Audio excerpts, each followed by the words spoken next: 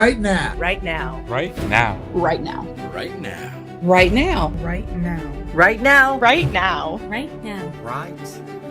Right now. Right now. Right now. Right now. Right now. Right now. Right now. Right now. Right now. Right now. Right now. Right now. Right now. Right now. Right now. Right now. Right now. Because it's time to right now. Right now. Right now. Right now. Right now. And we are live. Welcome to our weekly writers group, where you can see we're joined by writers in the community to do all those things that we love to do, which is write, maybe procrastinate a little bit, and talk about what is ever on our minds. So welcome. We're going to get into our 87th meeting of the Right Now Writers Group, an open invite to all writers in the community, whether you want to hop on stream or come join us in the chat. Welcome, welcome, welcome. And those of you who don't know me, I'm Kaufman, a daily writing streamer, fantasy enthusiast, and dragon author. All right, I guess that's what we're going with today. Today, I'm a dragon author. So that's what we are. Welcome. Would love to see who's how you're doing today. How's the writing vibe this week? Megan, welcome, welcome. I'll kick it over to the other two to intro themselves. Hey everyone, Chat Soul. Have to admit, haven't been writing as much, mainly because I have been working on my One Piece D&D, which is coming along fairly nicely, and I'm thinking about actually trying to get a group together somehow to test it out. I'm just still working out the mechanics for character creation. Ooh, that's exciting. And Soul, here I thought that you were going to be distracted by the live action show. I want to watch that, but I'm waiting for my husband to get home because I want to watch it with him. But we've seen the first 2 episodes, and just without giving away spoilers, I'm loving what they're doing with this. Woo! They're And actually we'll come including right back- backstory. We'll come right back to that. Sorry. Calvin, go ahead. Hey guys, Calvin. Been working on Storm 2, and this is my writing buddy. Madeline Hammond. Haven't started on the story yet, but I'm still doing some brainstorming. Also, Jenny. We absolutely love it. And let's see what's everyone going to try to work on today? Still working on character creation for my game. Mm-hmm. Working on revisions for Storm. Probably starting on writing some non-binary books. Probably like a biography about someone. That'll be fun. So that sounds like a good start for a story. And then Calvin, it's cool that you're back to Storm again. Yeah, getting back to it. I'm about halfway through revisions. Mm-hmm. Wait, what? Awesome. And then, of course, what's up, Jonathan? Welcome, welcome. And Marietta, welcome back, my friends. Hopefully the writing vibe is treating you well. That is awesome, Jonathan. You said managed to get the first chapter of A Phase Pact complete-ish. I'm assuming that's the second book. Of your series. So very much congrats, my friend. You can call me Seer still. Henceforth, you will now be named Seer. I always got so used to White Seer. Seer is an even cooler nickname, actually. Eventually, everybody in the community just gets writer nicknames.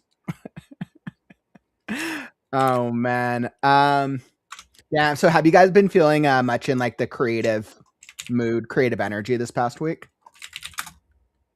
A little bit. Here or there.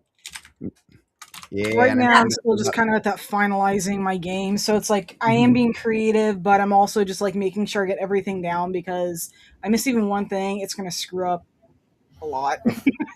Well, I think game design, especially even for D&D, because you're this still, I would say, requires a level of creativity for sure. I'd say that, yeah. Yeah, I know that's interesting. I feel like I've been trying to go nonstop, even harder, longer writing sessions this past week for Scarecrow. I've been doing these like 4, 6, 7 hour writing sessions, and it's been really nice. It actually brings me back to the old days of the pre Right Now and live streams. Interesting. I'm curious actually, and I'd love to throw this to the chat. When you guys write, how long do you write for when you like hop into like a writing session per se? Do you, if you're here watching this on the live stream or the replay, do you prefer like the sprints, like short 20, 25 minutes? Do you go for hours? Do you go for days? Would love to hear. I just go for however long I feel like I can write. If I feel like I can only do 30 minutes, then I'll do 30 minutes. If I feel like I can do 12 hours, I will do 12 hours. You base it on based on how the creativity is flowing, right? Pretty much.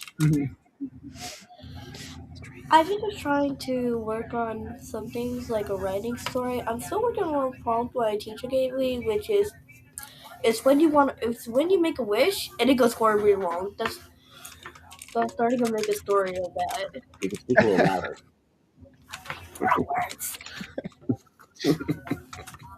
I'm really hurt. Here, make it. I love that, right? I think it's the intentionality behind trying to get our stories developed and trying to get our stuff out there.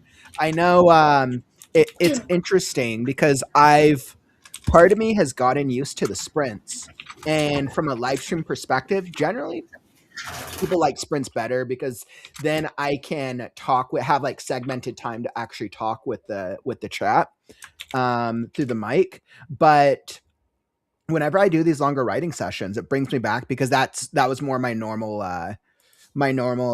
cadence when it comes to writing. So it's similar to what you do. Like I would go for like a whole session based on how long I'm flowing with the creativity. And it's interesting because it creates such a different writing dynamic.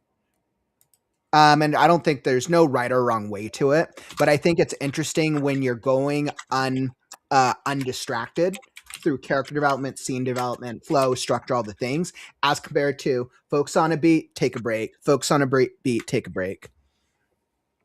So yeah, I think it's really fascinating. Let's see. And then what's there? 2 to 3 hours tops. Yep. So it looks like you go for a couple hours. Nice. Megan, you're about 1 or 2 hours as well. Lynn, you're at 30-minute sprints. Do 30 minutes. Hey, what's up, Susan? And reading. Welcome, welcome, welcome. So it looks like everyone kind of does like a different mix of length of writing sessions. It's interesting. And I wonder if it's also probably contingent based on your lifestyle and like when you have time to write. That's probably another factor as well, I imagine. Yeah. I'm like, man, if in my perfect world, I would just write for 12-hour days. That's all I would do. One of these lifetimes, some point in my life. Yeah. Dang. All right. So I'm feeling it today. Let's why I really want to get some substantial work in. So let's hop into an early writing sprint. Let's do it. We'll come back and we'll take a longer break in between. So let's hop into a writing sprint and get some words in. Let's get some words on the page, get some ideas in there, some thoughts, some actions. I believe in us. So I'm going to throw it up on screen for our writing sprint. If you're joining, welcome. We'll come back and reconvene during the break, and we'll continue to chat it up. But I think I'm just feeling the writing vibe today, and I really want to get some work done. So let's do it. We'll go 30 minutes for this first sprint, and we'll see what we can accomplish. So whether you are writing, editing, revising, author branding, or you're just hanging out, come join us because it's time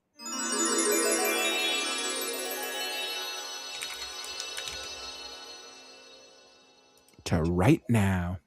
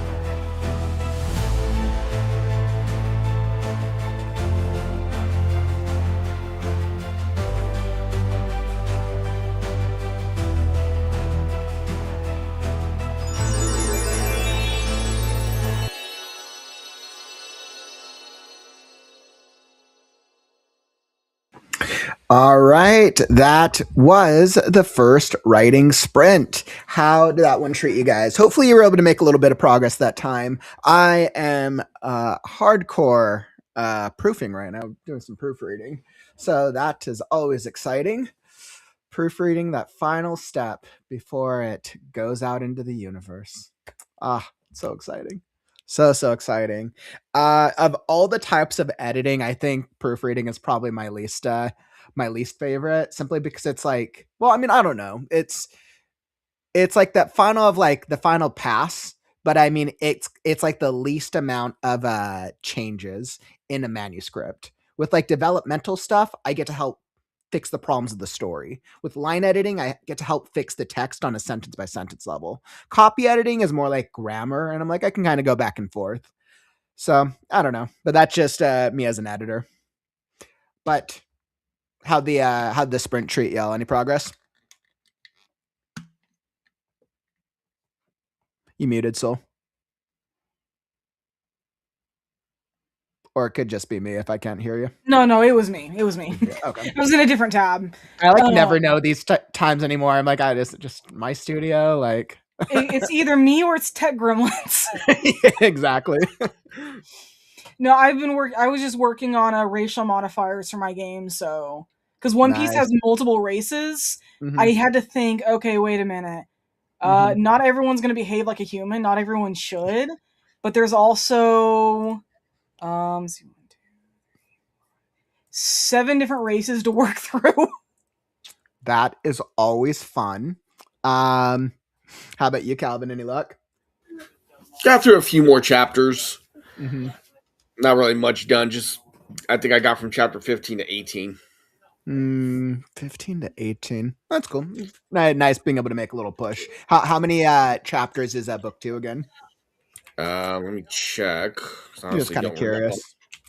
So how many chapters are your books? I'm curious as well. The Pirate series tends to be anywhere between 40 to 50. 40 to 50. But those are about 1,000 to 1,500 words each, so it's not like they're super long chapters. Except for like a few exceptions, but those are chapters where like there's major events. So. And Calvin, how's yours come out? 40. I've got 41 chapters. How much was book 1 again? Do you just remember? Yeah, it was like 30 or 40 something. It wasn't 40. It was like 34. 30. I'm always I'm always fascinated with chapter construction and chapter design, especially for those of us who are generally doing longer works. Scarecrow comes out to 55 chapters and an epilogue. And then I think about chapter length, like the earlier chapters in the book tend to be shorter in word count. But then once it starts getting to more climactic moments and then the back end of the book, I'm like, the chapters are all like longer. It's all like long chapters. Granted, I have all the text blown up on the on my manuscript, so that way people can see it on the live stream. So I'm like, this is like a 40-page chapter. I'm like, no, that's at 18-point font. I'm like, not quite that long. Yeah, I mean, how long do you guys think then, like an average like chapter length should be? Do you guys think there's like an average or a vibe when reading a book? I think it depends on the genre. Personally, I find that fantasy can probably go up to 3,000 at the longest. Any longer than that, and the chapter seems to drag unless it's like a super important moment, and then I can maybe see like 5,000 words, but even then I feel like that's a little long. For everything else, it seems like 1,500 to 2,000 seems to be kind of the average. 1,500, 2,000. And I think if we can equate that to reader speak, generally 300 words, you could say 1 page is about average 300 words, give or take, right? So then that's what, 10 pages? 10 to 15 maybe? I'd say that. I think that also, I think that actually like really depends on the font and the font size and the page size. So you're right, because especially if you're reading like an ebook, like people can adjust like the sizing of it all the time. I think I'm always assuming if we go to whatever industry standard is generally 12-point font. want to say it's 12-point font, double spaced, Times New Roman. It's just fascinating when we're thinking about it, and how like the chapter design and construct can have such it can have such like a subconscious effect on the reader's experience. This wasn't something that I really thought about proactively until I started getting reading feedback from people. But I'm like very intentional with my chapter titles. And I've been told by people that they really like the way I go about chapter titling, because I try to use the chapter titles as either a foreshadow element or a red herring. Do you guys ever see that with chapter titles when you're reading books generally, or not at all? I'm sorry, ask that again. No, I was just talking about chapter titles. It looks like we lost Calvin for a sec. I know personally I don't always use chapter titles. Mm-hmm. I have started to in a couple of my fan fictions, Mm-hmm. and I try to title it according to what is currently going on. Sometimes it's a red herring, sometimes it's not. It just kind of depends on what exactly is going on in the chapter or not. Do you like chapter titles? I can go either way personally. Sometimes I like them. I think they actually match, especially for like something with fantasy. Mm-hmm. But then like in sci-fi, I don't really care for them nearly as much. I could do without them and I'm fine. Interesting. So then you think it's like not as necessary. That's kind of fascinating actually. Why do you think that is for you specifically? I think because fantasy, I don't know, it's hard to explain to me. It feels more appropriate in fantasy to have a chapter title.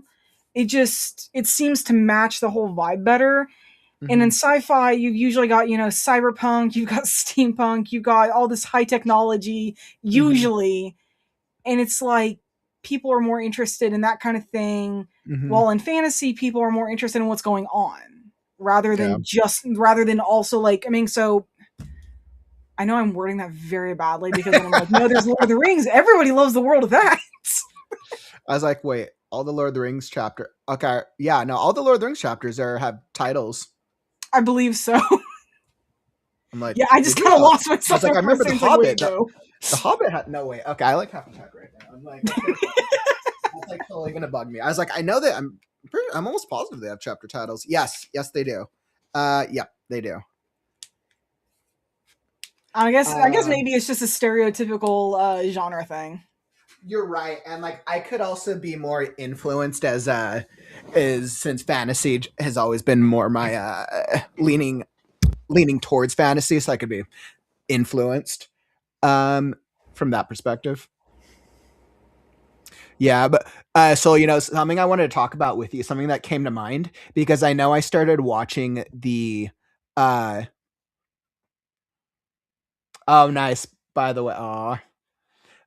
the way, Marietta, that's awesome. I saw you dropped your comment a few minutes ago. You're like, finally, I'm getting my groove back. Yes, that's what we're here for, my friend. I'm so glad you've been able to make a little push with your with the writing vibe today. And we're all for it. So you know what? If you're ever feeling unmotivated, Kaufman streams every single day. So 800 days almost. Oh, man. And so I am not going to stop until Scarecrow's published. At least no, you're wrong because you're not going to stop even then. Like Kaufman's going to stream every day into the grave. Pretty much. Oh man, yeah. Once Scarecrow's published, I'll probably take a breather from the daily streaming strategy, and then rethink how I want to go about next. Because especially if I want to like get the second book out, I'm gonna have to have longer writing sessions. I'm gonna have to change up my strategy if I want to get the second book out in a faster time frame. I'd almost recommend that you just do writing sprints. I mean, obviously you have your Monday, announcement streams. You have your Wednesday, we have our Wednesdays writers group. But beyond that, I think you should just do writing sprints because, what's better motivation than just sitting there and writing? And Jackie, you said you got some writing done. You said no, never stop. No, we need you. And let me just clarify. I'm never gonna stop the writing community. I was like, right now is not stopping. This our journey is just getting underway. Let me tell you, my friends, we're only at the beginning. We're at the beginning of greatness. But no, so the writing, like the writing streams won't stop. I definitely plan to continue on like specialty streams, probably try to get more of the videos out, do the channel member stuff, all the stuff we're doing with right now. I think what I would probably put a pause on would be live streaming every single day. But I mean, so like you said it, like for all we know, I'll get to day what's day 1,000 by that point. Who knows? And they're like, you know what? Let's let's try to get to 2,000 days now. Who knows? So we'll see. Yeah, I'm not gonna stop the writing vibe, but I might rethink on like, okay, does it make sense for me to, with my life, if I want to do all these things that I'm trying to do with the writing, with right now, does it make sense for me to live stream every single day, or do I change to like 3 to 4 days a week? Something to that effect. I'm not sure yet. I'm still thinking about it. We still got months till Scarecrow's out, so no worries, my friends. Oh man. Marietta, whether or not I'm live streaming every day or not, I'm the only thing that's going to stop me from writing is death. That's the only thing that stopped me from writing. I realized this about myself when I was very, very young, around 6 or 7, how much I loved writing and just writing and storytelling in general. Every single time in my life when I pull back from writing, whether because it's life, whether responsibilities, work, when I was in school, with people, whatever, I would always feel like I felt further removed from my core identity. I felt like the longer I go without writing, the more I start feeling like something is missing. And I realized that about myself a long time ago. And I mean, I think it's also fine to take breaks. I'm all for like be healthy, take breaks, don't go crazy every day like me. But I think I think that's just something that I knew about myself. I'm never going to stop writing because I love it so much. Yeah. And I think Sully, you can probably relate. Like anybody who like enjoys like the writing process, like it's a part of your identity to a degree. Yeah, I think personally for me it's more of being a storyteller rather than just simply writing, but pretty much the same thing. Okay, I could see that. No, I could totally see that. And I think we have a lot of people like that in the community too. I think we have a lot of people who like storytelling as an art form. 100%. Oh, excuse me. So I had a question for you. So let's see. We'll hop back in another writing sprint in just a few minutes. But this came to me. So I'm watching the One Piece, the live action, which is great so far, by the way. I've also only seen the first few episodes. And it had me thinking about magic. And it had me thinking about the magic systems, right? One Piece is what genre? I mean, anime, but it would be considered. It would probably be considered sci-fi. I would say. I was like, would it be sci-fi? Because from what I've seen in One Piece, there really isn't any magic. Devil fruits are scientific thing, basically. Do they explore devil fruits more later on? Oh, yes. In fact, actually, Vegapunk even theorizes that humans are the reason devil fruits even exist, that they're very willpower. Okay, so it's like a technological. So because based on the first half of the series, it's almost assumed that it's like a fantastical. It does seem more fantasy in the beginning. With all the creatures, it really does. What was that? With all the creatures, it does seem a lot more fantasy. I mean, seriously, there are just some like weird ass creatures throughout the entire series, but it really is more scientific based. The little garden art. I love it. But so it had me thinking about magic as a system. How do you go about developing a magic system, Soul? And I put this out to everyone here in the community, right? And this, of course, caters a little bit more to our fantasy, science fiction, supernatural fan base, our writers here, as compared to our romance. The magic system is in the power of love, or the lack thereof. Okay, Megan, I'm going to say this right now. Don't you dare spoil any more. I've only gotten to the second episode. I know some of the cameos, but if there are any more, I do not want to hear them yet. Yes. No spoilers. No spoilers yet. Let's see. What's today? Wednesday? Yeah, I mean, it only came out last night, right? Mm-hmm. Yeah, I was like, it only came out last night. So we probably have to give at least a week or two. Give it a month. A week or two for spoilers. Just give it a month. Let people catch up now. This is same for anybody who's watching this live or on the replay, because it's going to be a popular Netflix one. So there's probably going to be a bunch of people who will watch it. Some people binge it immediately. Some people take about a month to watch it, depending on their lifestyle. Mm-hmm. But as for magic systems, Pirates, well, not a magic system. It was actually loosely based off devil fruits in the very beginning.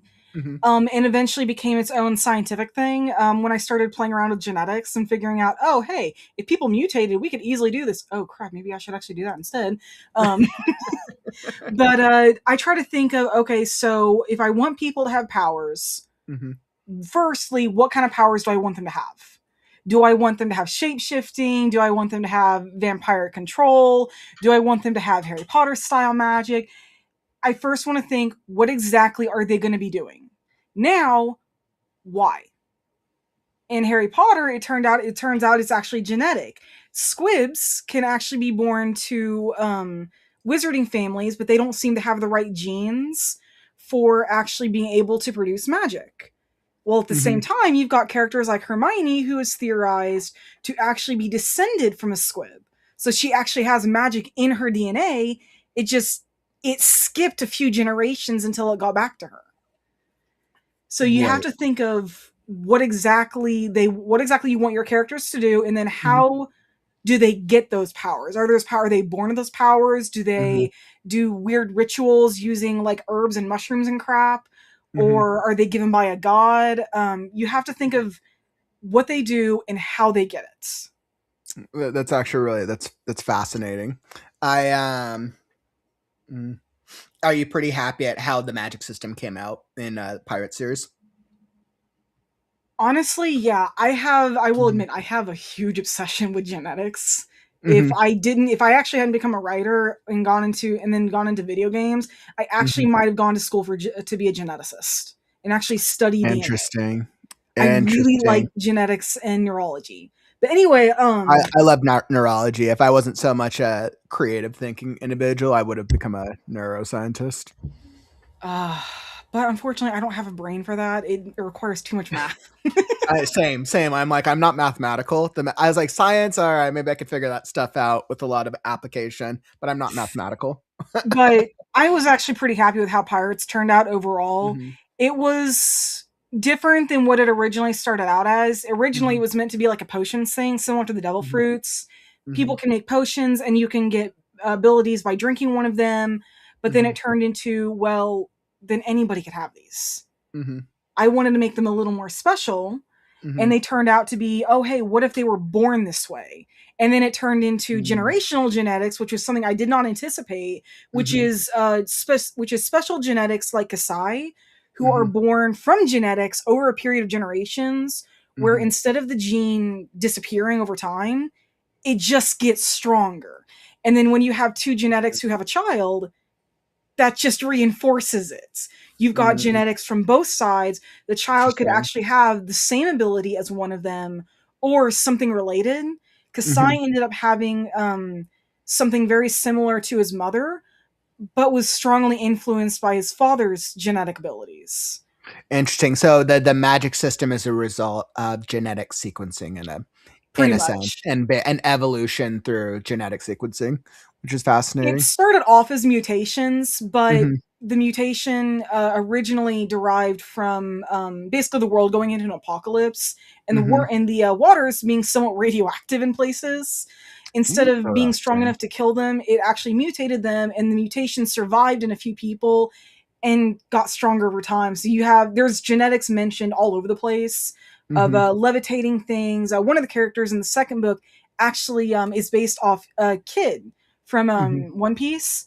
She can levitate metal. Oh, that's She cool. has kind of like a That's magnetic really cool. control. She's very rudimentary. She didn't have much control over it, but she could actually move metal with the levitation field. And then you have Ox, who is what's known as a true shapeshifter, versus other characters who are just known as shapeshifters. Shapeshifters, partial transformations. Oh, They that's kinda could cool, form actually. claws, muzzles, wings, fur, scales, etc. But then you have ones like Ox who could actually turn into an animal at will and not actually lose themselves, Oh, which that's they had to super cool. practice at. But That's really fun. Yeah, I that's really could just fun. go in forever for mine. I totally understand that. I think as a fantasy nerd, I've always loved magic systems, and I think when I decided what direction I wanted to take the Scarecrow journey on, I realized I wanted to ask the question: what if magic were unleashed, became like entered into a universe that was non-magical, and it destroyed it? And that was essentially the basis and the premise for the world of the Last Scarecrow, which is why the series overall is called a Dawn of Magic series, and it explores that concept. I think it's fascinating because I use a cross between I use a type of elemental magic for my system, but it comes across as abilities. And I think as I thought through these abilities that these strange, crazy creatures have in the world, it's the abilities themselves are kind of like infused or like combinations of elemental magic. So I kind of wanted to do like an ability based system where, let's say there's like a character who can let's say there's a character who's like a telepath who can read minds or something like that. The ability is actually derived at its core from 2 to 3 different elements specifically. The character doesn't understand that. Most characters don't understand the way it works because it has devolved so much.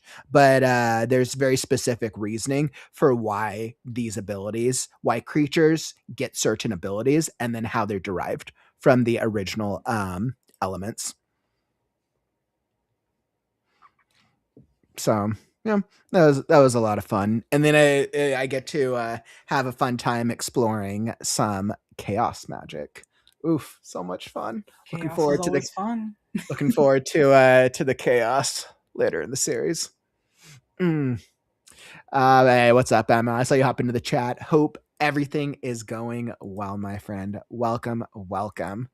So what's your favorite magic system you've read or seen before? Do you have like a favorite from media? Probably has to be Devil Fruits. Would you always say it's One Piece? For the most part, I really don't think there's anything that's going to top it. But for magic systems specifically, it really is going to be One Piece's Devil Fruit system. The idea that humans might have actually created something just by willpower alone that the sea hates is just an interesting concept in and of itself. Plus, not to mention the fact, my obsession with Zoan fruits. I mean, seriously, who doesn't want to become an animal? Oh man, what a fun magic system. That honestly, I really cannot wait to hear more explained about Devil Fruits. I get the feeling we're still going to learn a little bit because I mean, we knew about like Devil Fruits like from the beginning because of Luffy. But then we find out about, oh, hey, there's Logias, which are elementals. That's freaking cool. And then, oh my god, there's Zoans, which are animals, even better. And then, wait a minute, there are mythicals? Okay, well, that's really neat. And then there's ancients, and that's even neater. So you have mythicals, which is like the dragon and the phoenix. But then you have ancients, which is like the dinosaur ones, which is super cool. Didn't expect those. Interesting. I hate what Queen did with his Brachiosaurus fruit, but seriously, the guy who turned himself into a cyborg, and it was just weird. At least King made some sort of sense as a pterosaur. I think what's fun is when we get to explore a magic system in a universe, and then we see how the system either evolves or it is contrasted against different types of magic systems. Because the Zoan fruit itself is a single type of magic system. Mm-hmm. The other ones that you explained, I'm guessing, are different types of magic systems that work in the world. So yeah, let's see. So yeah, the Zoan is so let's see. The Zoan's all of them are devil fruits. Zoan is the animal one, animalistic sides. Logia is the elemental, turn into the elements. It's the only one that doesn't have an awakening either. And then Paramecias, which are literally everything else. I mean, you've got everything. Are those other ones do they still get them by consuming a piece of fruit? By consuming something? There's a few exceptions. For anyone who hasn't seen One Piece, I'm sorry if this spoils anything. It's not saying too much. Jewelry Bonnie, her devil fruit's called the Age fruit. She actually got it due to an experiment. Saint Saturn was trying to see if an infant could be given a devil fruit ability if the devil fruit was liquefied. So she still technically consumed it, but it's still ingested, right? Solid. Just because you're not eating, I mean, being given it intravenously, essentially.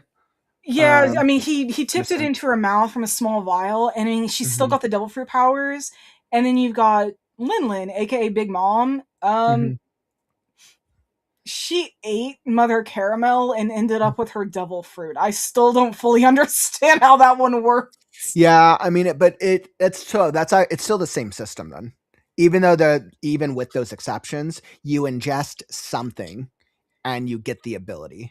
I guess I just separate them because you're right. You're still ingesting it, but you're also ingesting it in a different form. Mm-hmm. And except for those two instances, we have not seen evidence otherwise. Those seem to be really specific. For Lin, yeah, technically she did eat the fruit, but at the same time, she ate the fruit user, not the fruit itself, which is why I single it out. Exactly. So then essentially what the series is doing is it's exploring the what ifs of how far can they push the bounds within that same magic system. True. And then there's one I do want to point out is also, and do not ask me how to explain it. We have not heard much yet. Something called Green Blood. It is something made by Vegapunk. It has devil fruit abilities that he somehow managed to extract from a living person's blood. The devil fruit abilities traveled over into the beings called seraphims, and they can use the devil fruit abilities while the original user is still alive. Interesting. So that is the only major exception, but I actually do not understand how that works. We just know that it was something similar to a blood transfusion. But there's been no in-depth explanation for it. So I really hope we get that. And I think the biggest takeaway then, or like what I ask myself is like, okay, so if we have a magic system in our stories that we're working on, how do we challenge and push the boundaries of our own magic system in a way that feels new, refreshing for the reader or the reading experience? That's why I ended up with the generational genetics, because the genetics, I mean, being born from parents that might have magical abilities is one thing. That's kind of I don't want to say it's a cliche, but it's kind of how most magic systems seems to work, is it passes from parent to child. So I actually did have to play around, and it's like, wait a minute, what if they got stronger? And what if there was like some families that were so unbearably powerful that it's like they can't even control their abilities? That might have been a bit of a cliche, but it did make, I thought, an interesting twist to it. I mean, I played around with a cliche with Scarecrow as well, right? Character wakes up with no memories. Oh yeah, nobody's ever done that. Nobody's ever done that. But in the packaging, right, in a world where memories are being stolen from creatures, a character wakes up with no memories, right? So even though the idea itself has been done before, you're like, oh, okay, so the world, it's some weird world effect, and that kind of it almost contrasts the cliche in a sense. Yeah. Mm-hmm. But I think that's always interesting, right? What can we do to really push ourselves and challenge ourselves as writers? But I also know my writing style. I only like to write things which are very difficult. I have to be challenged. I literally have to be challenged as a writer. I don't like taking on easy projects anymore. Because I just if I write through something, I want to improve by the time I get to the end of it, because I just want to keep growing and keep getting better. And I've kind of always been like that for the most part. Probably also partially my my gaming side, because I like a challenge that I can overcome in some way, shape, or form. Excellent. Great conversation. So, Soul, let's hop back into another writing sprint. So we're going to get some more work done, writing sprint number 2. But if you're enjoying the chat, make sure to tap that follow or subscribe button. I'm here every day with the Right Now community. We're here every week with our weekly writers group. So at 80, what are we at, 87? So 87 meetings and counting. I was looking at coming up on the year mark. So, and I was like, wow, I went back to our first writers meeting. Oh God. All that long time ago. We'll be hitting our 100th meeting soon on the horizon. So definitely, everyone, thank you so much for joining us along this journey. And yeah, if you want to be alerted to when we go live, tap those buttons. But let's hop in another writing sprint, get some words in, get some more progress. We're going to do another 30 minutes on the clock. I believe in us. So whether you are writing, editing, revising, author branding, or even brainstorming, come join us, because it's time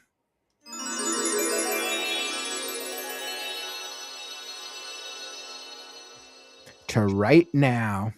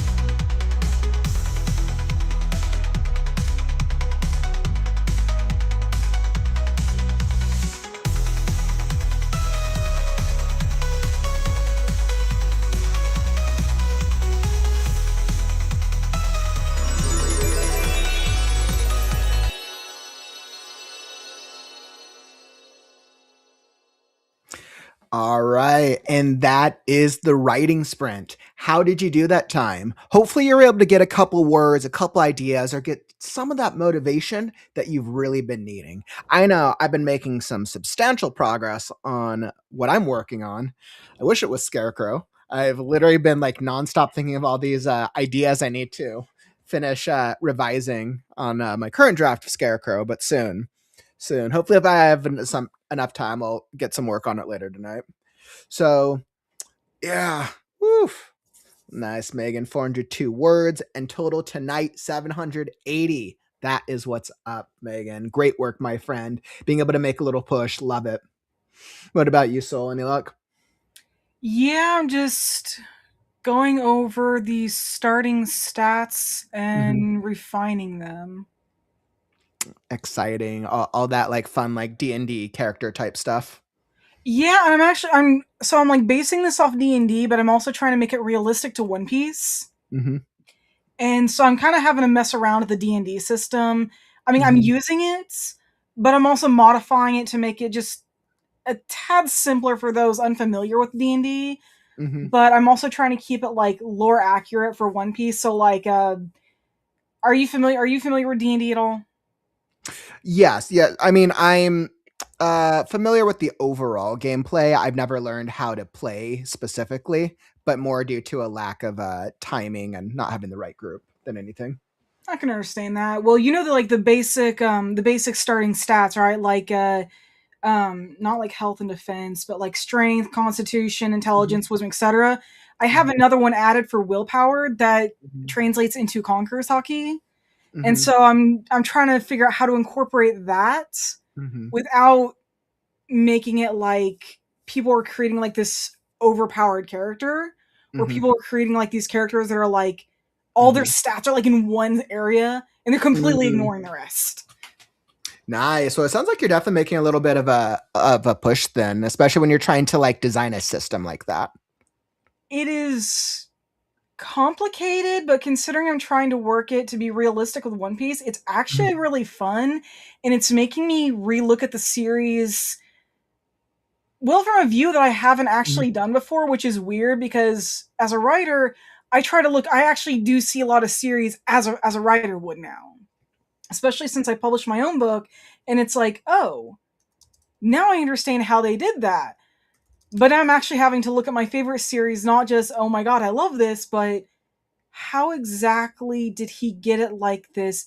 And how could I translate this into something that already exists? And I think Lynn has a good suggestion. Lynn, if you're a little more familiar with D&D, I had to Google it because I wanted to make sure. But the draw steel methodology, that might be a system for you to check out. So, because it looks like it's a TTRPG type base system. Okay, I think just based off that description, that's pretty much what I'm doing. Is that okay? Cool. just from a glance, I'll look more into it. I'll look deeper into it later, though. Yeah, and as somebody who doesn't play D&D, hopefully one day though, one day we'll get a fun D&D game going. I'll finally learn how to play eventually. Hey, maybe you could start with mine. I would love that. If only I could figure out how to make more time to do my pre-existing things. This is a challenge, so I always want to do more, and I just have no time. And I need to hire people, but I need the resources to hire people to get more time, but I need more time to get the resources. So it's like this never-ending cycle. But I love it. I'm not complaining. I love what I'm doing. But that's awesome. Might help with some of the shortcuts. Yeah, so that sounds like a good suggestion. I'm actually thinking that once I get enough of this done and I do some test characters like on my own, I might actually post on the Discord and see if anybody would be interested in helping me test this. No knowledge of One Piece is going to be required. In fact, actually, it might even be better for people who are unfamiliar with it because they're not going to be trying to make, their favorite characters. They're not going to be trying to make a specific build. They're going to have to learn the world as they learn the game, which, well, what's funner than that? Yeah, I would definitely love to help you test it. So if it's ready at a time when I have the when I have the bandwidth, absolutely. I Love honestly expect to. this to be fully tested and ready with at least a month, if not a little longer. Mhm. And that's just because, well, trying to work with, I actually counted it 8 different races. Nice. And I think if you post something in the community, we have a bunch of gamers in the community. I know you'll probably get some responses actually. That would honestly, I'm Mhm. honestly I looking think that's a forward to good that idea. because I've DM'd for D&D once, and that was Mhm. fun. And we But know there's a lot of One Piece love as well. So One Piece oh love yeah, and D&D. So I'm sure you'd probably be able to get something, get a group together actually. that would be really nice. I'm also going to Mhm. be posting in a couple other Discords, see if some other people want to join. But Yeah, those of are also course. One Piece specific, so Mhm. they're going to be more One Piece fans than gamers. But Mhm. yeah, I'm kind of looking for all types. And as a side note, I saw your comment a little while ago, Jackie. You asked about if anyone likes scary novels. What's interesting is we get a lot of thriller. On the critique show, I've gotten a lot of thriller story excerpts. Anything that's a mystery, that actually keeps viewers engaged the longest. Anytime that's a mystery, that always performs 10 times better than fantasy or sci-fi stories. I don't know why. Probably because people want to like the suspense or want to know what's going to happen. But yeah, for some reason, suspense stories always work very well, which means that there is probably a lot of enthusiasm for reading or watching for scary stuff in the community.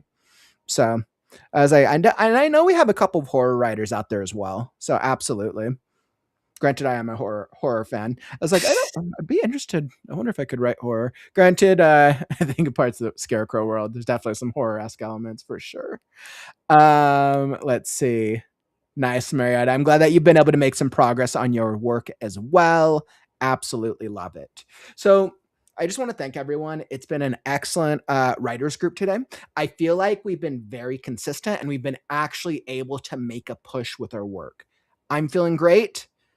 I still have a lot to do, but I'm feeling excellent with what's been achieved so far. And I invite y'all to come back and join us next Wednesday for our next Right Now Writers Group. Same time, same place every week. Wednesdays, as always, is an open invite to any writer who wants to hop on screen or come chill in the comments. This is the writers group that you didn't know you needed. And that's what we got for today. I'll be back tomorrow for a daily writing sprint stream. I think on my weekday streams I set them for 5 Eastern, 2 Pacific. So that's what I got. Oh, and for anybody who needs feedback, 2 things. Anybody who needs feedback on their stories, submit now. Story and critique shows this weekend. So if you need feedback on your story, submit now. I don't think there are too many submissions, so you have a good shot of being read, but I haven't checked yet. So submit now. And then anybody who hasn't participated yet in our weekly writers challenge, this is going to be everyone's favorite. Post your villain excerpt. Everybody has a great villain. So anybody who has a fun villain line, if it's evil, if it's twisted, if it's clever, go compete in our weekly writing challenge in the Discord. Definitely will be fun. We have some cool, there's some cool things that people have started throwing up already. I want to see and hear what your villains sound like. We do love a good antagonist. And that's what we got for you today, my writers. Thank you all so much for joining us. Yeah, I'm Kaufman. And of course, if you want to, I started that and I keep forgetting.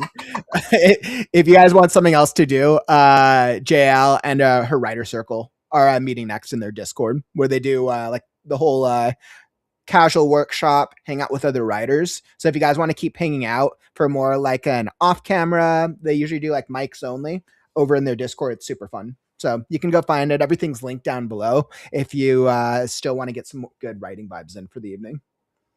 But like I said, I am Kaufman, and this is Chat Soul. And we'll catch you on the next stream. Take care, friends. Stories are forever. I'm Kaufman, and I'll catch you on tomorrow. Stay creative, writers. It's time to write now. Sorry. Right now, not right now, but right now. Read now, right now.